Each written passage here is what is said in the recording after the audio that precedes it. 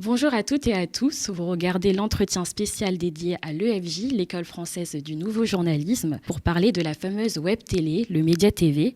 Le 10 octobre 2017, la fameuse web télé, le Média TV apparaissait du coup sur les chaînes YouTube. Aujourd'hui, avec un nouveau look, une nouvelle direction et de nouvelles ambitions, quels sont justement les projets du Média TV? On va en parler tout de suite avec Nadia Lazouni, journaliste au Média TV. Alors le 18 mars dernier, vous avez fêté vos 5 ans avec 1 million justement d'abonnés sur votre chaîne YouTube. Est-ce que vous comptez justement rester sur YouTube ou passer un peu plus haut avec du coup faire une chaîne télé?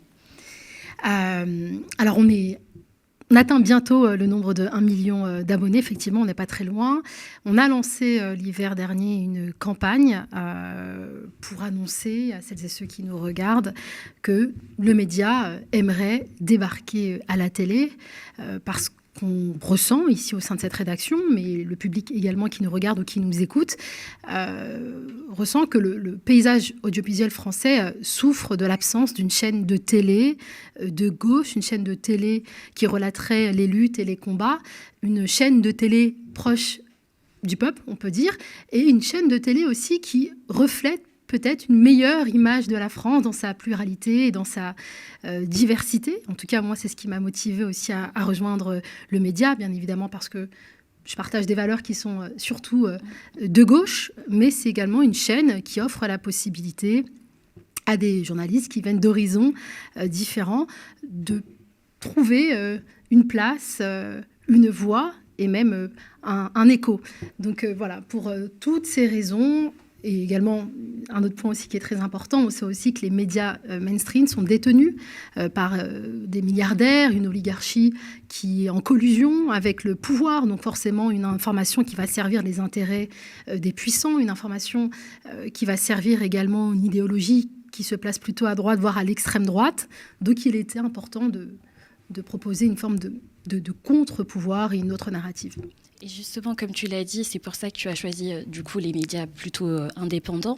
Et aujourd'hui, je voulais savoir, au cours du coup de ta profession, est-ce que tu as eu une grande fierté justement accomplie ici aux médias, ou alors des personnes qui vous ont justement dit que ce que vous faisiez c'était bien? Qu'est-ce que justement une situation particulière, une fierté auquel tu as pu apporter aux médias TV ici même? Alors oui, pour moi, c'est une grande fierté, j'ai envie de dire même une grande chance de pouvoir travailler aux médias. Bon, ça se voit, je suis une femme, alors française certes, mais d'origine algérienne, de confession musulmane et musulmane visible.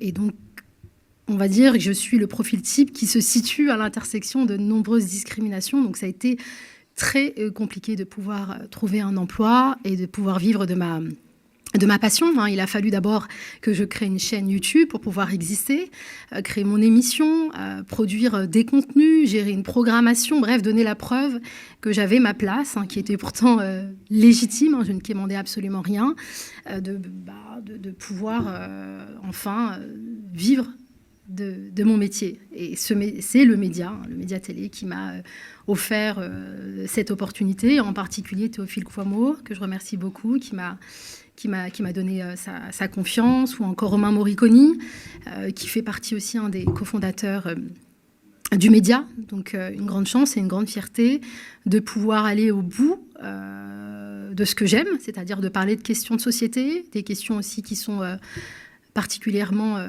politiques, de sortir aussi de ce ghetto intellectuel dans lequel on aime enfermer les personnes issues des minorités. Donc c'est toujours bien que les Noirs parlent de la lutte contre la négrophobie, que les Arabes ou les musulmans parlent de l'islamophobie. Et donc c'était important pour moi de sortir de sujets strictement, on va dire, communautaires, et de pouvoir m'adresser à un public plus large, de manière complètement détachée de ce que je suis fondamentalement. Voilà. Et justement, par rapport à ça, est-ce que le média, ce ne serait pas justement le média de demain? Est-ce que là, aujourd'hui, d'autres médias se développent vers justement ce genre d'ambition? Est-ce que tu trouves, est-ce que justement, en ce moment, les autres médias, du coup, suivent aussi cette orientation, ou Alors, il y a plusieurs médias indépendants, bien évidemment, des médias qui se situent à gauche également. Moi, je vais parler de ce que je connais surtout. Je pense qu'aux médias, on a quand même une liberté de ton. On choisit les sujets de manière aussi très libre. Alors, bien évidemment, on s'en réfère au rédac-chef, ce qui est absolument normal. Mais on a une confiance, on nous accorde une confiance qui est quand même presque, j'ai envie de dire, absolue. Ce que je trouve aux médias qui manque dans d'autres médias de gauche et indépendants, c'est cette diversité dont je parlais. Je crois pouvoir dire qu'aux médias, on reflète plutôt bien